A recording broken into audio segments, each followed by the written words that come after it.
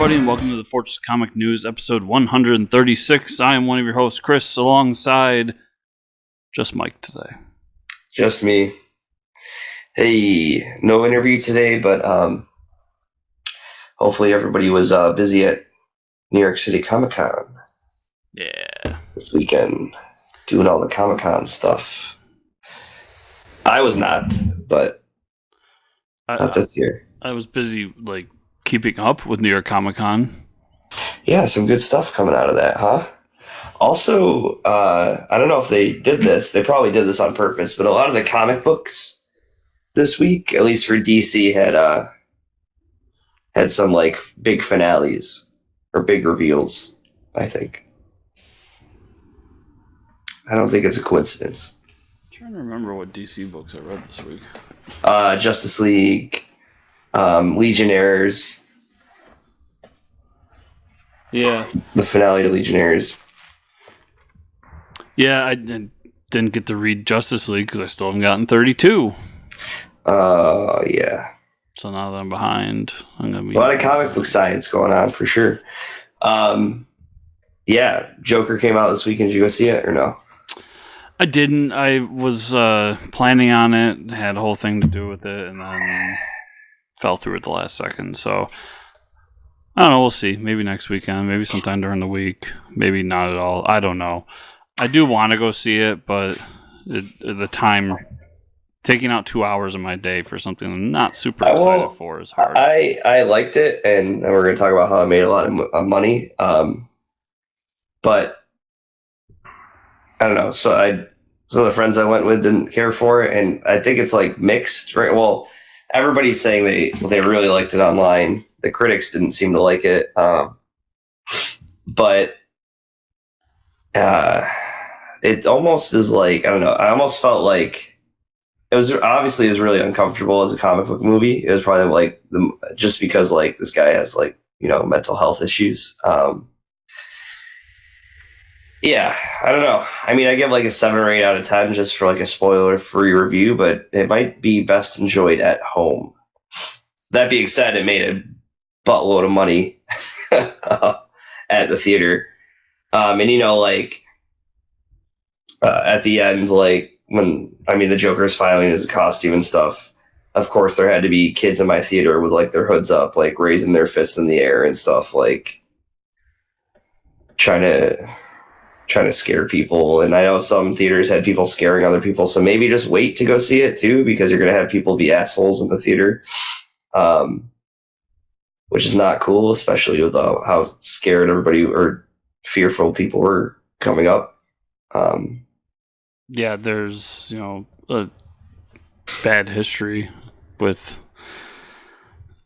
not necessarily Joker, but the Batman movie where we had the shooting years ago, which is the reason why we don't do midnight releases anymore. Mm-hmm. So yeah, I think this is a pretty common thread throughout the show, but don't be a dick. Yeah. Yeah, I mean, yeah, I probably would have waited a little longer to go see it.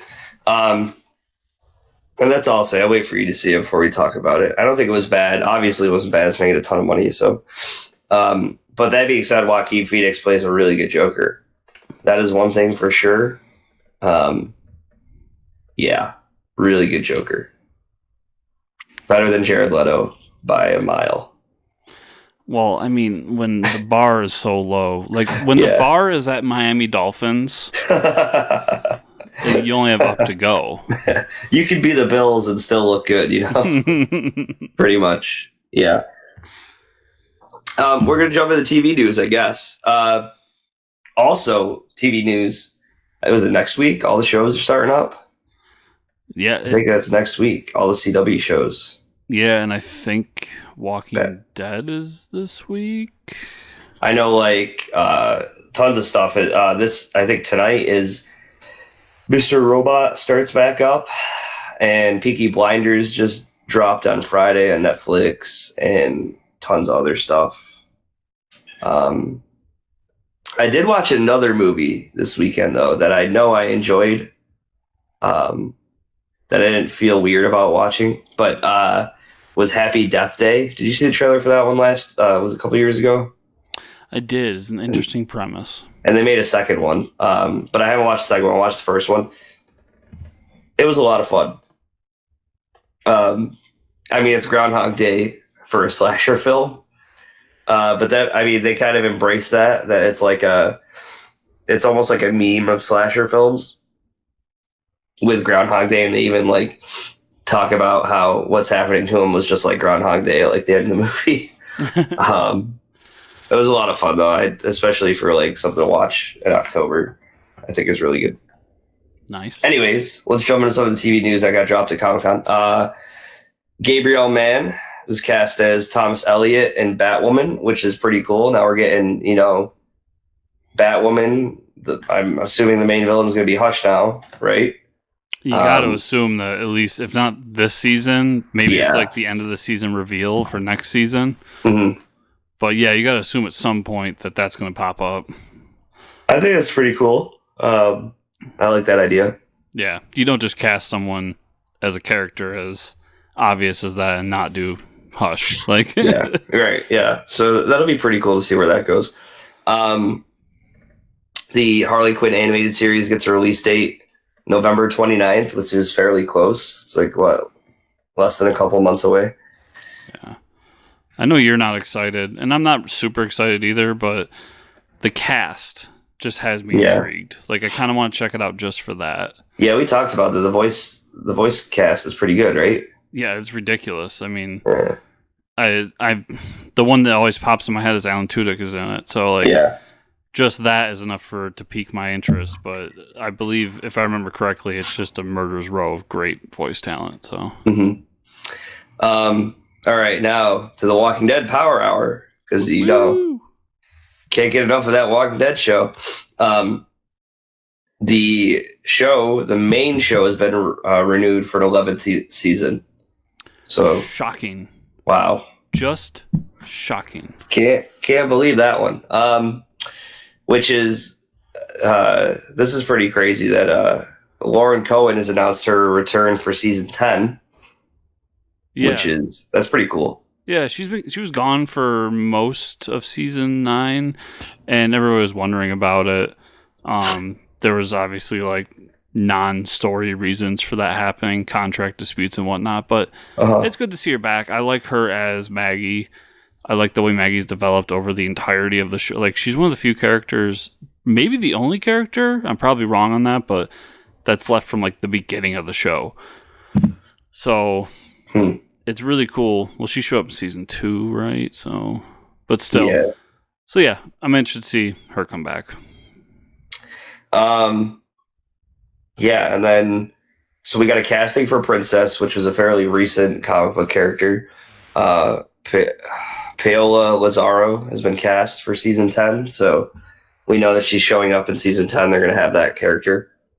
Yeah, so obviously they're not going with the same ending as the Walking Dead comic, because we've already not really killed off Rick, but like kind of pushed Rick to the side into his own thing. Yeah. And we've seen that the show is more about the group as a whole and not one singular person.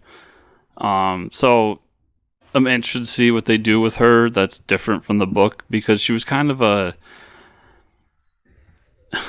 she was a one-note character that didn't do much. Yeah. And, I mean, there is some cool concepts there of somebody who's been in solitary for the entirety of the apocalypse and thought she was the only one left.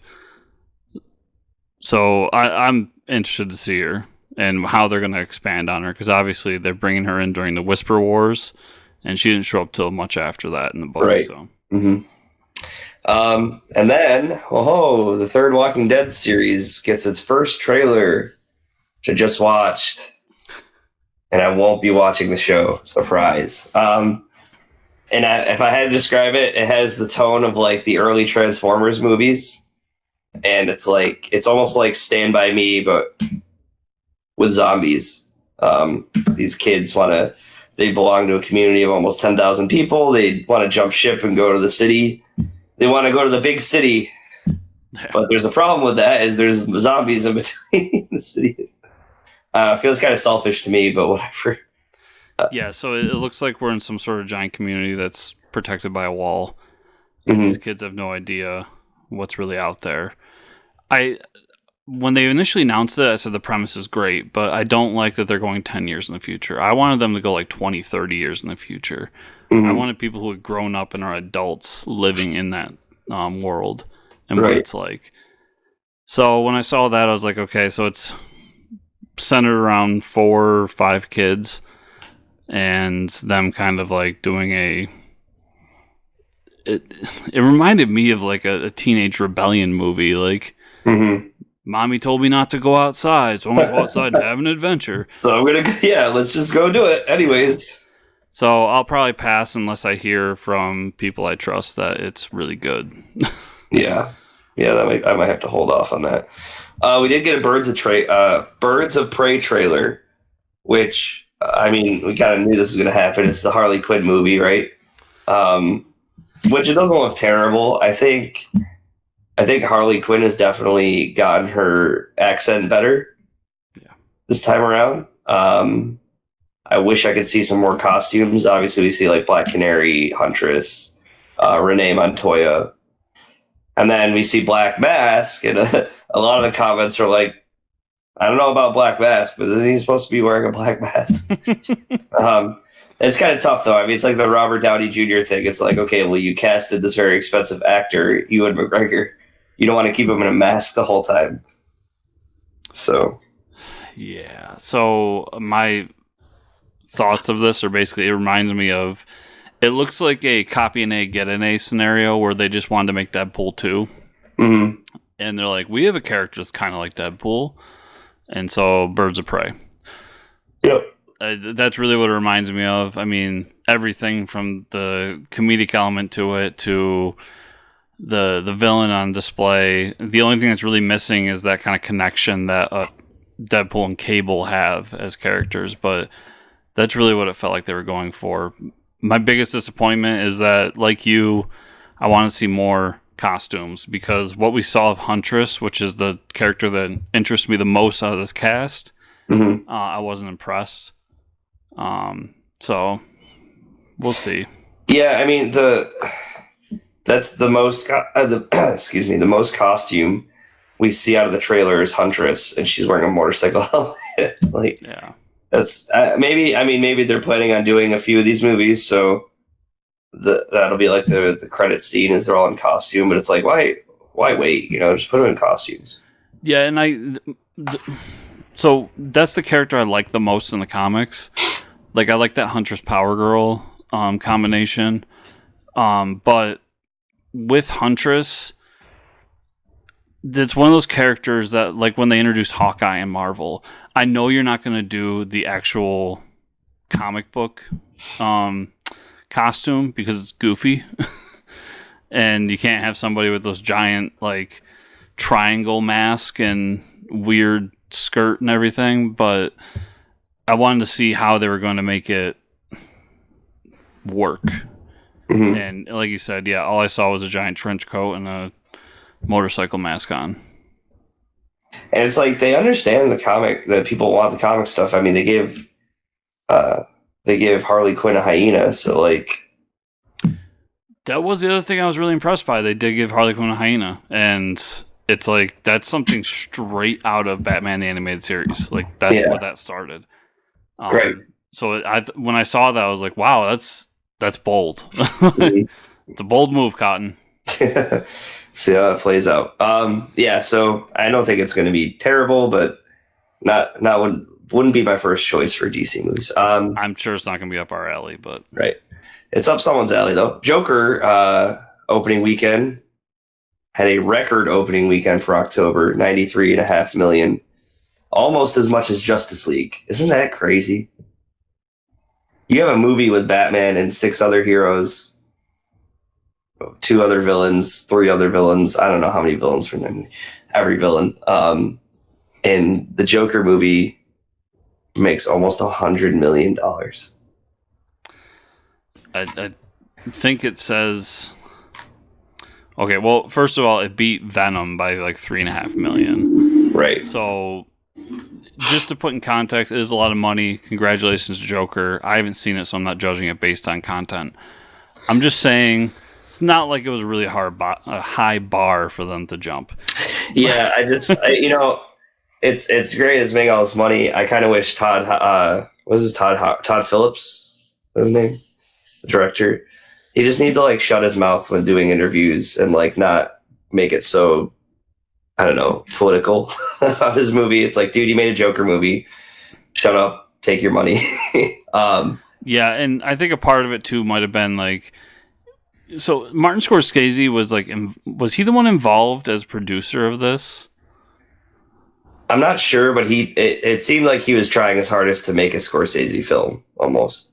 I think it was him that was involved as producer, and then he came out earlier in the week, like Wednesday or Thursday, and said like he doesn't think that Marvel movies are cinema or film or something like that. Like some stupid comment that always gets made by these old time Hollywood types that just like take their art way too seriously.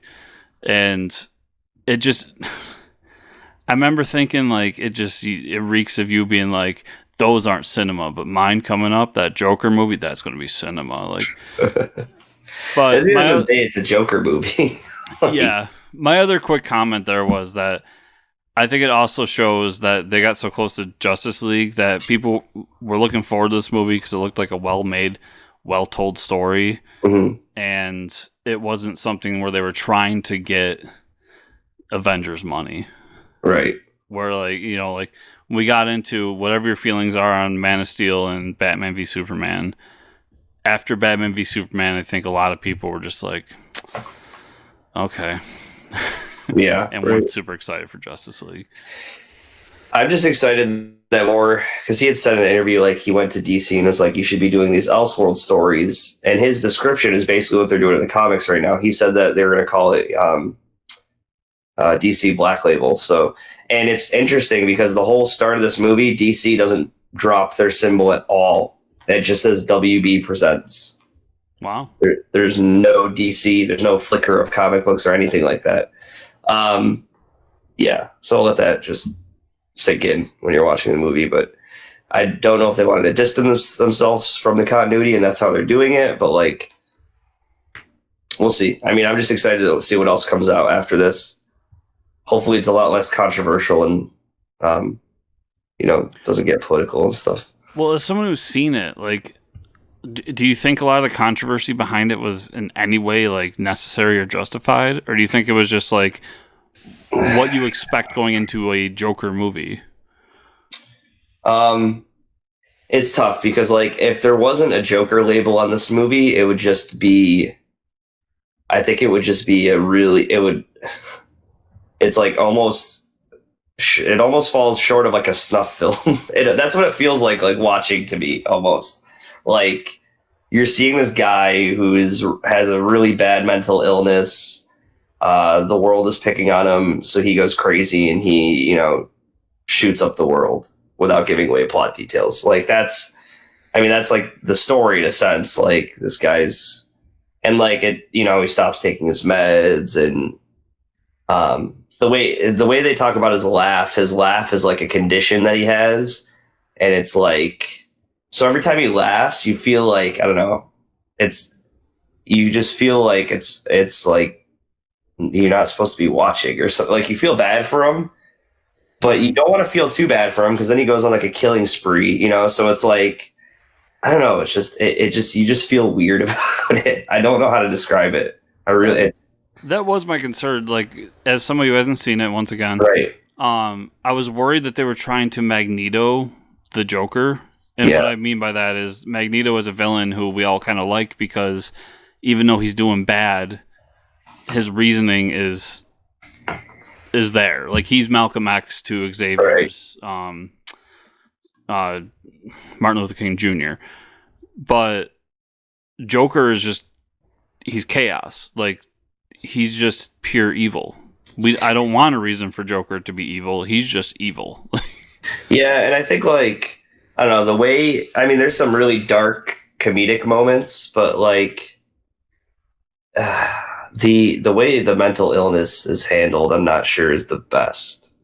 And I'll have to see your opinion on it, but like some people that are like, I, as someone with like issues, I don't think that was the best way to do it. Like, the person who's going on the killing spree has a mental illness, and like they were abandoned, they're not getting the treatment they need.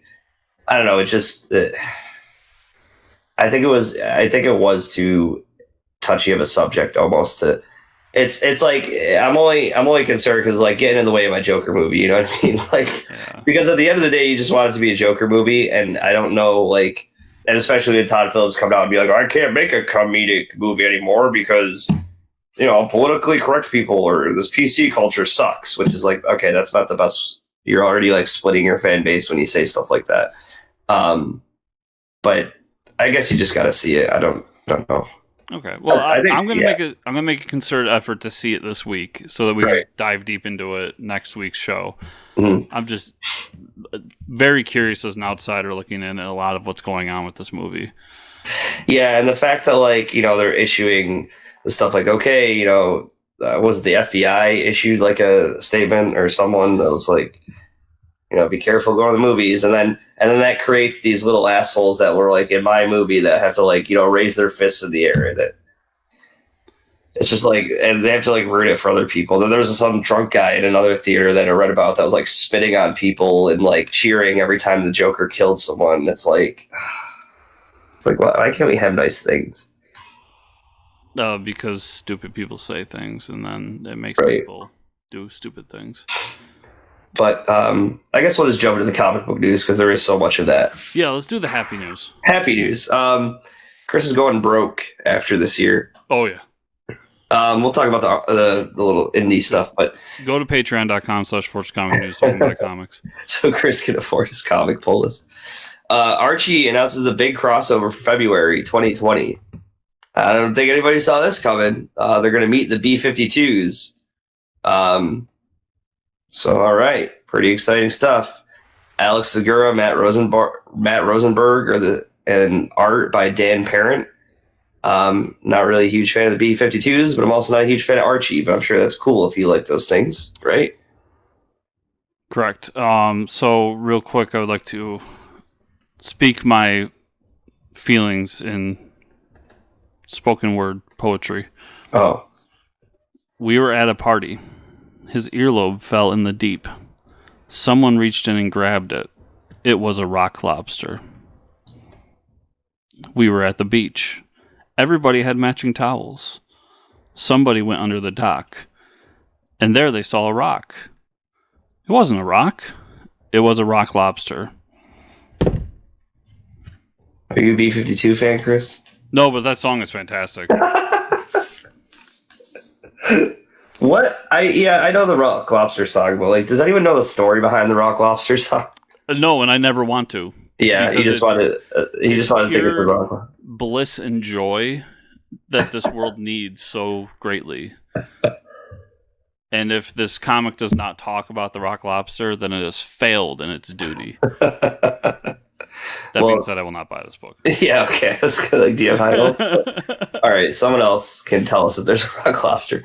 Alterna announces 2020 they're going to get a sequel to Tinseltown, with Tinseltown losing the light.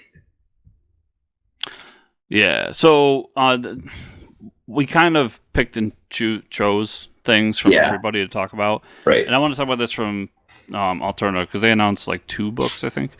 But Tinseltown was like one of my favorite books that they've done ever, if not in the past year.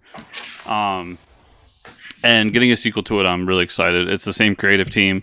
David Lucarelli did an amazing job in the first book, and I recommend. And he was on the show. Pick it up. He was on the show and possibly coming back. But yeah, and he, I can't remember if he talked about it in the interview or if we talked privately about it, but he has had plans to extend the story on, and now we got the official announcement that this is how he's extending it. Yeah, it was a cool story, so awesome. Good to see him doing well. IDW announces a new creator-owned series from the Chew co-creator, John Layman, Bermuda, with the artist Nick Bradshaw. We both love Nick Bradshaw's art. Bermuda is a comic about people stuck in a jungle environment with plenty of danger and adventure. So, sounds pretty interesting. It does. The art looks fantastic. Yeah, of course. I always check out stuff John Layman's doing because he does some cool stuff. Yeah.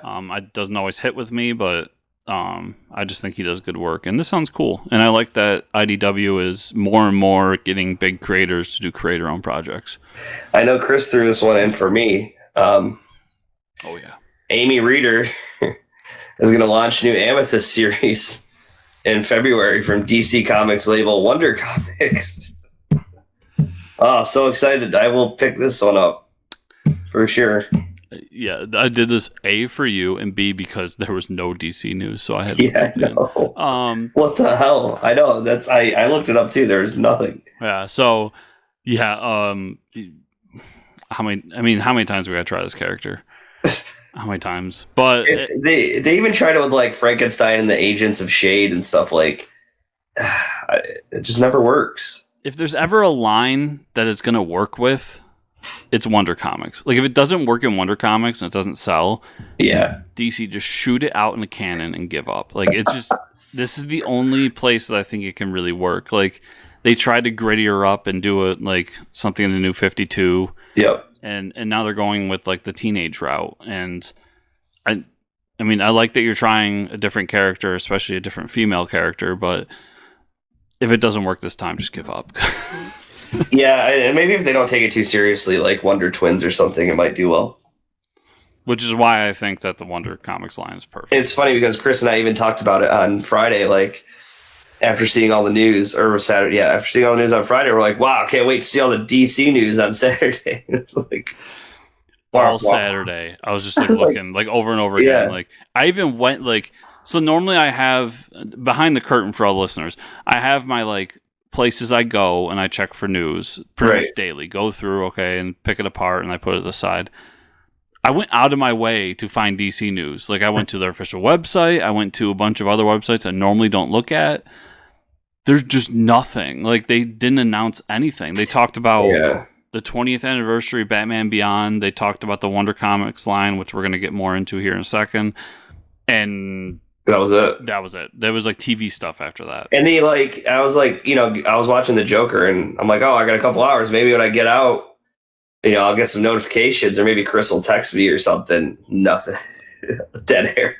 I was like, wow. And I'm super confused on why they went and announced Tinian as the Batman writer when they did and not wait till this weekend. Like it doesn't make sense. Yeah. So talking about the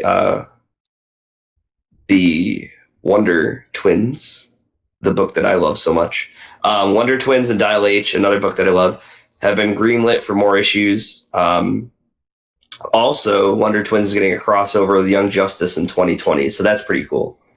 Yeah, and keeping creative teams, everything. They didn't really give a number, so it looks like they're kind of going to be an ongoing series, which I don't read Dial H, but as far as Wonder Twins, I'm super happy about. Wonder Twins is Dial H and Wonder Twins are both so good. Yeah, I know you talk highly. You're not the only one who talks highly of it either. Right.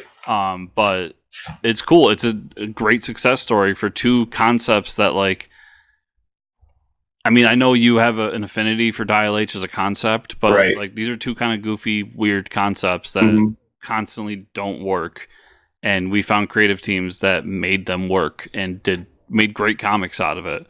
It's so funny that like the Wonder Twins weren't popular, but it's such a common reference I hear from people all the time. Like I pay attention to it now, but like people like even casually at work like, oh, Wonder Twin powers activate. It's like out of all the comic book references you could pull out of your ass, like why is it always Wonder Twins? But it's like something about that has stuck with people for generations.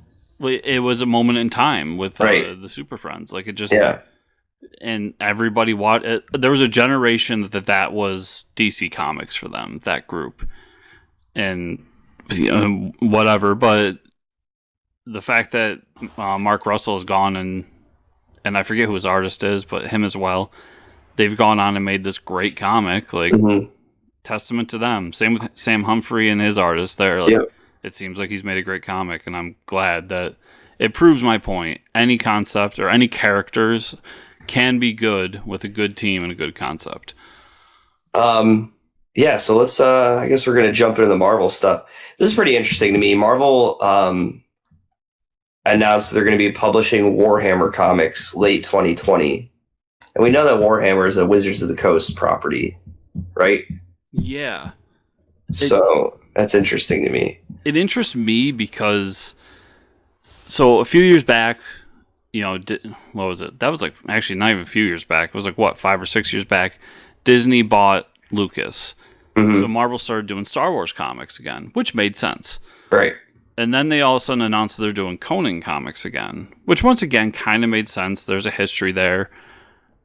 But it's the first time that I can remember in a while that Marvel's delved into like licensed comics again. Mm-hmm. And now with this announcement, I'm really intrigued because they announced League of Legends earlier this year. Yep. Like they're just more and more diving into that, and there's got to be financial reasons for it, mm-hmm. but it's a strange move. you think like, well, with the new Magic the Gathering releases, they always have a novel come out, so you think they would just jump on that? Like, there's already writing material; they just turn it into a comic book form. And some of the art. Go ahead. Magic the Gathering is done by IDW, I believe. Okay, well, that's the reason. Oh, is it? They have comics out for Magic already? Yes, I know they have comics out for Magic, but my cat behind me is licking herself. But Warhammer does too. I mean, Kevin Scott, who I interviewed for the show a long time ago, he does Warhammer novels. Right. Yeah. And I know there's other stuff out there, so like Warhammer has a similar kind of continuity to it. Yeah, I guess we'll see how it goes. It'd be cool to see like some other stuff coming out from them. I mean, personally, I'd love to have Dota comics. And they did them before by Dark Horse. They could obviously do them again, but like, yeah. So I mean, if you're a fan of that stuff, I'm sure you're excited. Yeah, it's an interesting business move to me because it feels like they're trying to snuff out some of the smaller guys. Yeah, it does, really because they're not going to be making any money off this. You know what I mean? Like, financially, this isn't going to put like Disney, over the edge, making so much more money because they're doing Warhammer comics. Yeah, and Dark Horse, IDW, Boom. I mean, all these are great places for independent comics, and there's a lot of comics coming out of those that I love, but they make their money off licensed stuff. Right.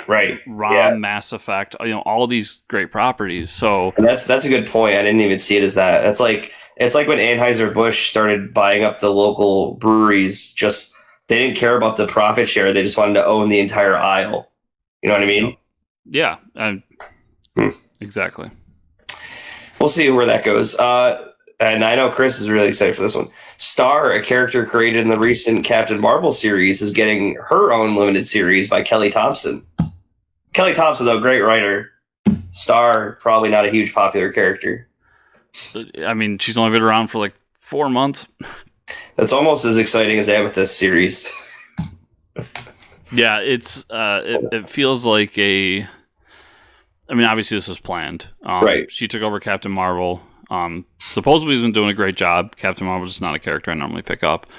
And now this character is getting her own series. Good on her. I hope it picks up and does well for her. Kelly Thompson is a great creator. Yeah, she is. The Alex Ross and Jim Krueger return for Earth X prequel, Marvel X, with art by... where is it? Velibor Stanijevic. Yeah, this is all. You're a huge Earth X fan. Yeah, Earth X was so. I still need to read it. But my funny Earth X story is when I got back into comics. Like, I got back into comics. I was picking up Walking Dead. I picked up a bunch of other like monthly stuff, and then I started talking to the people that owned our shop and getting recommendations for stuff that I should read that I missed during my period off. Mm-hmm. And he, immediately being him, mentioned Kingdom Come. So I read Kingdom Come and I was like, this is really good. I absolutely love the art. And this Alex Ross guy, like, he's pretty good. And so I was like, is there anything else by him, like, that he does? And he told me Earth X. And so I picked it up. I bought it and brought it home. immediately disappointed by Earth X because I'm like, this isn't the same artist. I didn't realize that he was a character designer and a writer on this. Right. So my first time reading it, I was like, this is stupid. Like, this isn't what I wanted. And I like put it aside and read Marvels and a few other things. Years later, picked it back up and was like, holy shit, this is a really good story. So I love Earth X. I'll give it another shot.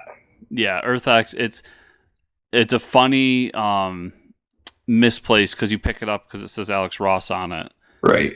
You can't go into it expecting Alex Ross because you don't get Alex Ross. You get great art, you don't get Alex Ross art. Right. So yeah, Earth X is a great series. I'm glad to see Alex come back and do more with it, as well as Jim. And I will definitely be picking this up. Yeah, the announcement too of also Marvel's doing a new round of The End one-shot comics. It's a series that's going to involve the final tales of characters, and a new round will include Captain America, Deadpool, Venom, Miles Morales, and more.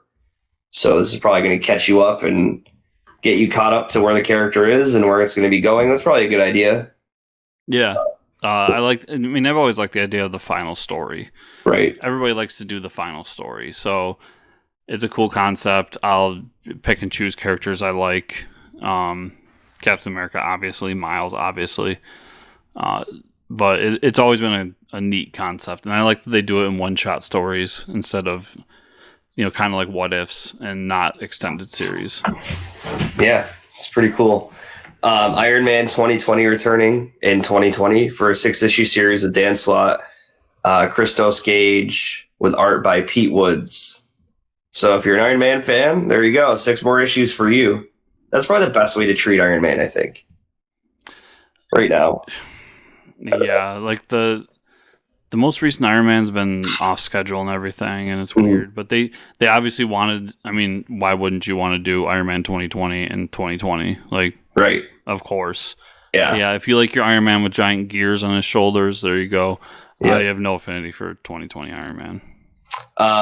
Guardians of the Galaxy relaunching in 2020 with Al Ewing writing it and Juan Cabal art. So this is an awesome team up. Ewing explains it's going to be a spy-fi action adventure with a backdrop of interstellar politics and war. I mean, hey, yeah. Guardians of the Galaxy sounds awesome. Sounds like James Bond in space. Chris has already pre-ordered this one. Yeah, I think they just... all I heard was, Chris, you're going to love this book. That's pretty much it. Marvel relaunching Thor in 2020. This actually is... I was going to read it either way, but... with Donny Cates writing and artist Nick Klein, Cates says, at New York City, and I quote, Matt Fraction once said that every Thor book should be like Led Zeppelin. Well, I want mine to be like Norwegian black metal. You couldn't get me more excited for this book. Yeah, take my money. I fucking love Donny Cates.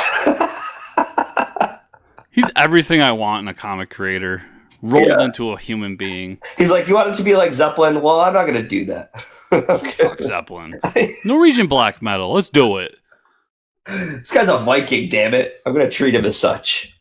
I'm so excited for this. I thought I only picked up Thor, God of Thunder, because I love Jason Aaron. Right. And when they said Jason Aaron's done, he's done his story, he wants to move on, I was like, okay, no more Thor. And then Donny Cates comes out with his Norwegian black metal and his now weirdly blonde hair and is like, I'm doing Thor. And it's like, okay, I guess I'm going to keep reading Thor. Yep. So, that's fine. Let him do whatever he wants. Wolverine's getting his own ongoing in the new Age of X-Men from X-Force writer Benjamin Percy and artist Adam Kubert and Victor Bogdanovic. Sorry, almost messed that one up. We know Kubert's art really good. So Wolverine's finally back on the number ones, right? Yeah. Wolverine number 1, we're back. As part of Jonathan Hickman's big plan. Yep. But he's not writing it, so I don't care. Yeah, we don't. we only want the books by Jonathan Hickman in his big plan. The only thing I will mention is Percy obviously doing X-Force, coming up with the Hickman plan. Right. But he also wrote those Wolverine podcasts that we mentioned a long time ago. and people like really love those. Oh, So yeah. maybe he has something to say about the character. Okay. Marvel announces what's coming up for Star Wars comics in 2020, a new series titled Star Wars. I mean, yeah. Who saw that coming? Announcement of the weekend. Right. Well, here's a new, here's a follow-up series to Star Wars. Hey, everybody, we're canceling Star Wars. To make Star Wars. Next series is going to be called Star Wars. It's like, oh my god. Amazing. I love you, Marvel. Yeah. We already talked about this. It's going to take place at the events of Empire Strikes Back. It'll be written by Charles Soule, art by Jesus Saiz. We'll see how it goes. I mean, I'm sure it's going to be just as good as the last one. So yeah. So Ryan Stegman has a cool podcast called Stegman and His Amazing Friends, and he had Charles Soule on it. Oh, nice. And he was talking a little bit about, this is before the announcement, but he was talking about that Kylo Ren book he's doing. Mm-hmm. He was talking about working with the Star Wars team and how like you have to build trust with them because they're so protective of their baby that they don't want you to ruin it. Mm-hmm. So like he's someone that's been in Star Wars for a while and has done a lot of cool things, and I love Charles Soule. He's a great writer. I definitely recommend checking out his Star Wars stuff and anything he's done basically. But I'm super excited because the pages they showed at Comic-Con were of the final scenes of Empire where Luke is losing his hand. So nice. It's taking off right at the place where we love the most. Cool. Darth Vader is also getting a new #1, and we talked about that. Greg Pak is writing, artist Raphael Lenko, beginning February 2020. So Greg Pak taking Darth Vader, gonna be awesome. It's in good hands. I'll talk a little bit about it later, but the recent Star Wars book, Greg Pak took over, and he's leading towards the end, obviously. He's definitely setting up Vader for something, so I wonder if... They didn't really say when the Vader book's taking place, so I am curious to know when it is taking place. I feel like possibly it's going to be in the same time frame after Empire, and everything he's doing here is going to reflect onto this book. But it says Star Wars in the title, so I'll buy it. Chris has already had it pre-ordered, everybody, if you didn't know. Now we're going to get into what we read this week. And me, it was all DC stuff, pretty much. Fucking noob. Yeah. Might as well get this one out of the way. Batman number 80. No, actually, we're actually starting to get somewhere. Batman finally returned to Gotham this issue. And he's laying the smackdown on all his classic villains. There's a really funny interaction with Kite Man, where like Kite Man's patrolling this Gotham and he gets hit with a batarang and he's like, "Oh, you're back," and Batman goes, "Hell yeah." Hell yeah. Hell yeah. And then basically, so he cleans up the town. Earth One Batman gets, or Thomas Wayne Batman gets the, he hears that Batman's shaking things up, so he has Damian Wayne strapped up and he's ready to kill him. So pretty much the end of the issue, Batman puts it in Thomas Wayne's hands of like, are you going to kill him or are you going to let him live? And we don't really know. He's like going down in the Batcave to kill him. But I'm sure if this is all part of Batman and Catwoman's plan, that, I mean, he must trust in him to not want to kill Damian Wayne, I would think. Green Lantern number 12. This is probably the most Grant Morrison issue out of the series, and it wraps everything up. Basically, everything that we've been coming towards was so that the Black Stars could like assemble almost like pieces of different things in outer space. Hal Jordan had to be one, and his ring as well, and they're all different colors. They basically want to use him as a weapon, or not really a weapon, but they want to reset the universe or and like reshape it in the Black Star image. At least that's what I got from it.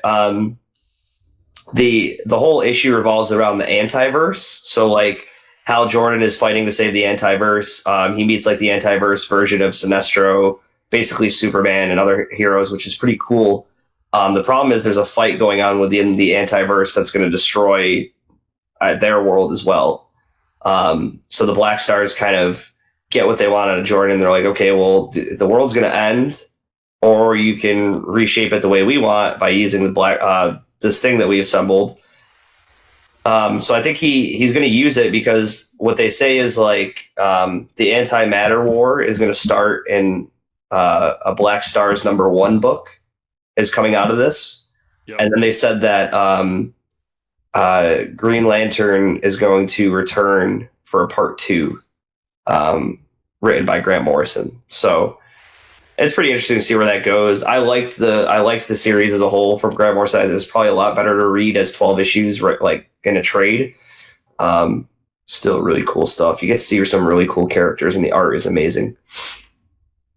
Legion of Superheroes. Have you read that this week? I have. Pretty crazy issue, huh? Yeah. We get that. It took me way too long to figure that it was Booster Gold that she was talking to.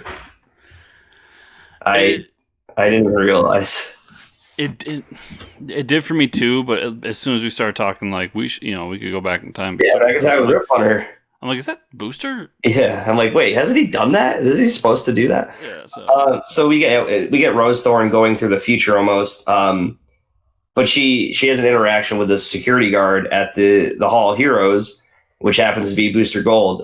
He's like, if everything's so bad now, like if you think the 20th century really ruined everything, why don't you just go steal this time sphere from Rip Hunter that's in one of the exhibits and go back and change it?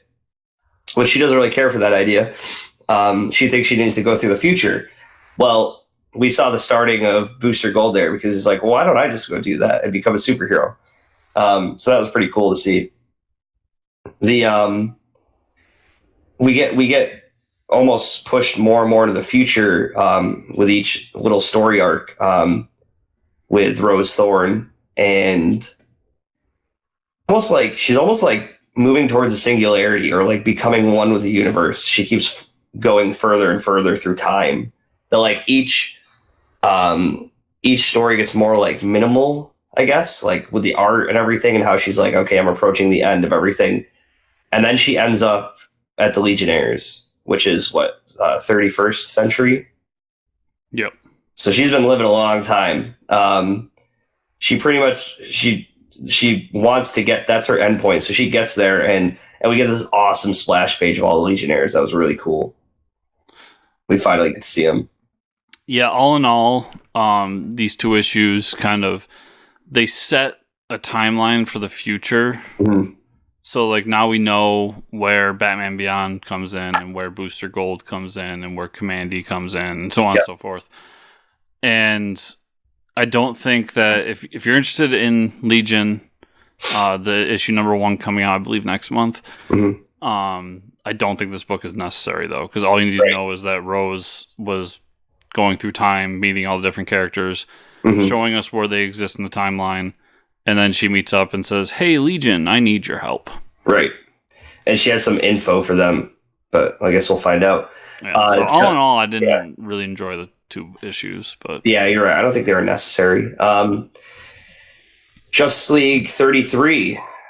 You haven't read it, but I mean, the Anti-Monitor, the World Forger, and the Monitor all combined to make the Ultra Monitor. It's basically like a Megazord version of the 3 brothers, which was awesome. Like, you're already like, damn, I should have read it. Just pretty much the moral of this is like the Justice League is in trouble throughout the past, the present, and guess who they send to like go get help? Commandy. That's pretty much all he's good for. Honestly, they say like he's put in charge of like saving them, and I'm like, how is he going to save them? Well, at the end of the issue, he reveals he's like, I need to call in more justice. He's like, we need more justice. And like in the page, there's like black and silver suit Superman, Batman Beyond, basically, and it says next issue Justice Unlimited. So they're pulling in, they're grabbing all the Justice Leaguers, I think, across the timeline, and maybe from the multiverse too. Well, just based on those 2, it sounds to me like they're doing Justice League Beyond. Yeah, right. I don't know if the ending either says Justice League Beyond or Justice League Unlimited. but it might be Beyond. Yeah, it could just be Beyond. There's other people in the picture, but it's awesome because Batman Beyond's there, and there's nothing I love more than getting Batman Beyond part of the continuity. That's like bring that character. Yeah, and the Batman Beyond comic has been a fantastic recently. Yeah, that's really cool. So I guess that's probably Commandy's the whatever time traveling person to send help. I don't know, whatever. But what he did was pretty cool. I don't really care about him, but I care that he's grabbed the Beyond universe and bringing them to help the Justice Leaguers fight. It's funny because the whole crew that's with the Justice Society and Aquaman, they're trying to find Atlantis to find a magic conch that'll make a call across space and time to get saved. Like I think they need Starman to find out where they are, and how are they going to do that? They get a magic conch, which is pretty awesome. Aquaman's not a joke, dude. This is a serious character. So, remind me real quick. The Justice Leaguers in the future, is Superman with them? Yeah. Yes. So they're fighting Brainiac 1 million, and Brainiac 1 million basically has a way to counter all their abilities. Okay. So he's just like trashing all those people. Because if I'm remembering correctly, the Superman Beyond is our current Superman, just super old. Oh.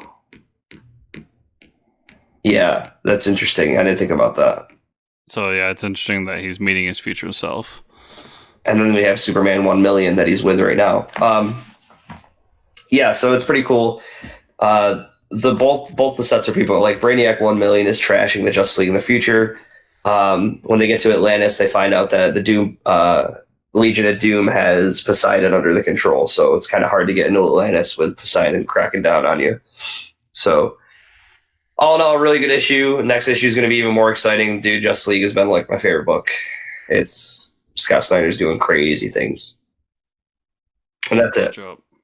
That is me for the week. I did, because I had to travel for work. I got a little over halfway through Daredevil Yellow. Okay. Pretty good. Good stuff. Yeah, really good. That whole color series that I think it was Jeff Loeb and Tim Sale did is really good. Hulk Gray is fantastic. Honestly, Captain America White not so great, but Spider-Man Blue was really good too. Yeah, I'm liking it so far. I'm a few issues in. Okay, so first from Marvel, Contagion #1. This is a weekly series. It's gonna be 5 issues, and it's all about the street level characters in New York. So this one focuses around Ben Grimm, and there's this character who appears, and he has some infectious disease, and he's able to infect people with this weird goo, and he gets all of the Fantastic Four except for Ben.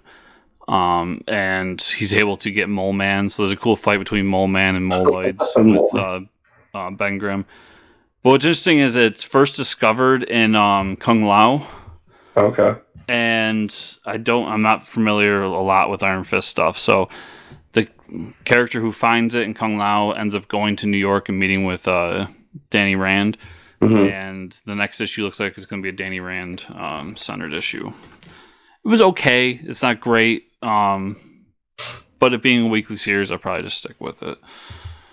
Cullen Bunn, Dark Arc After the Flood #1. So the main Dark Arc book finished, and the Dark Arc is now no more. They're on land, and the flood is starting to subside.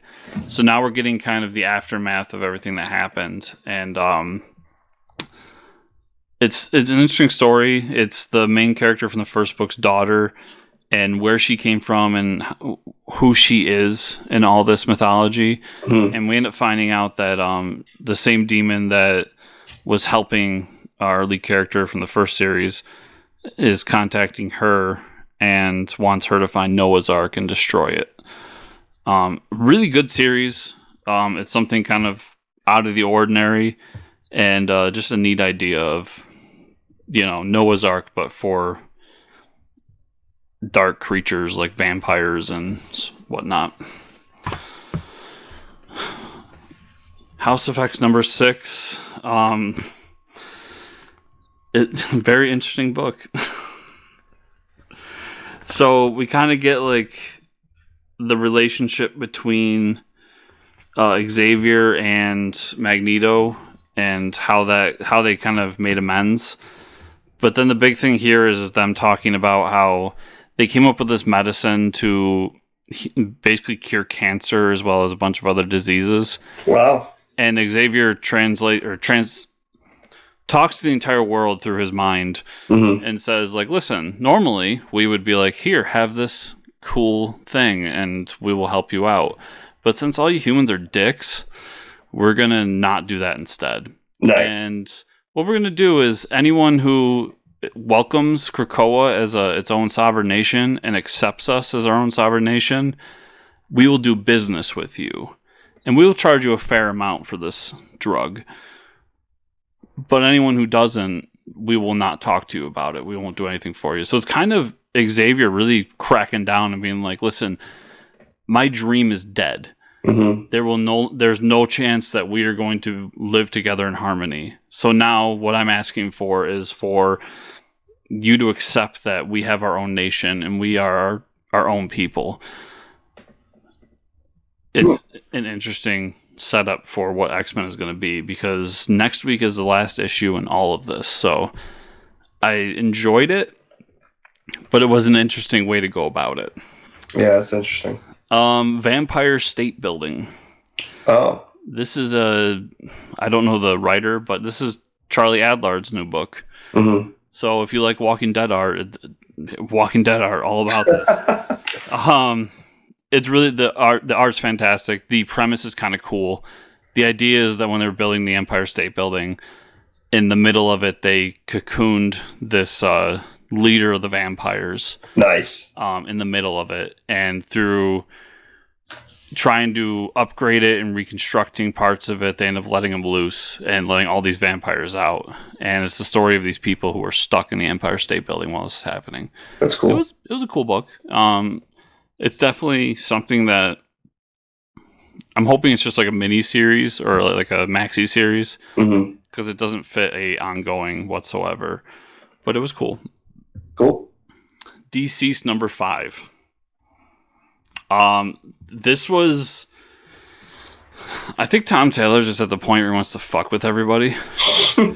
Because he really builds up this nice narrative of how like they're finally starting to figure it out. And like in the last issue, not the last issue, actually the one shot, they blew up Metropolis and a few other cities. And Lex Luthor is there. And Lois Lane and Superman come up to him and be like, what trouble are you trying to cause? And he's kind of down on the ground and was crying. Like, I'm not here to cause trouble. Like, our city is dead. Our world is destroyed. And he ends up working with them to try to build this lifeboat and try to save the human race. It's this great, nice story. And then out of nowhere, Martian Manhunter shows up as a zombie. And it's an intense fight. And Barry Allen gets infected. And they do this whole thing of like, if the Flash is infected, we have to kill him immediately. Because do you know how many people the Flash can infect in less than a second? Yeah, right. Everybody. So it shows him kind of going off and infecting people. And then Superman up in space, he's talking to Cyborg and says, or not Cyborg. Who was he talking to? It doesn't matter who he's talking to. He's talking to the people down there and being like, are you sure that Barry's infected? And they go, yes, he's infected.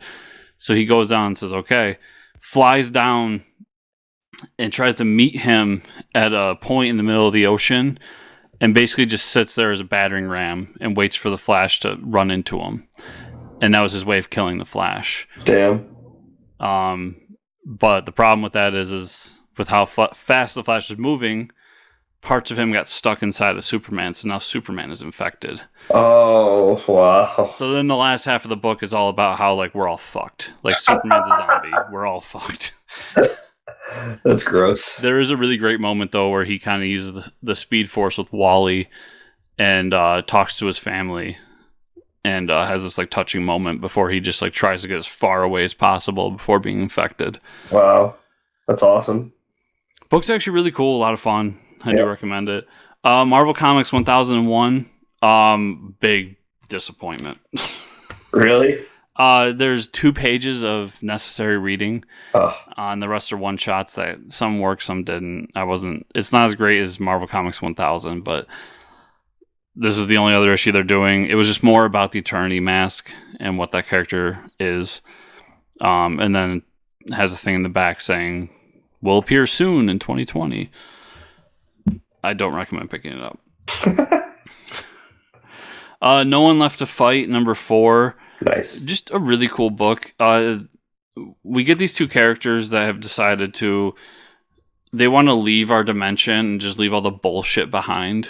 Same. So they create their own cocoon and they live it with nature. And they're friends with the lead character. They end up finding each other, going over there, and one character's like, why we let them in? Like, I know they're friends, but, chaos always follows them. Mm-hmm. And I keep using the DBZ It's very similar to DBZ, though. I'm started reading it, too. Yeah. But it is the example of, like, wherever Goku goes, there's an alien or someone that wants to fight him. Wants to kill the planet. Yeah. And it's great because everything's going really well and all this, and then all of a sudden their old nemesis shows up. And the guy's just like in the background, like, see, I told you, like, whenever they show up, these things show up.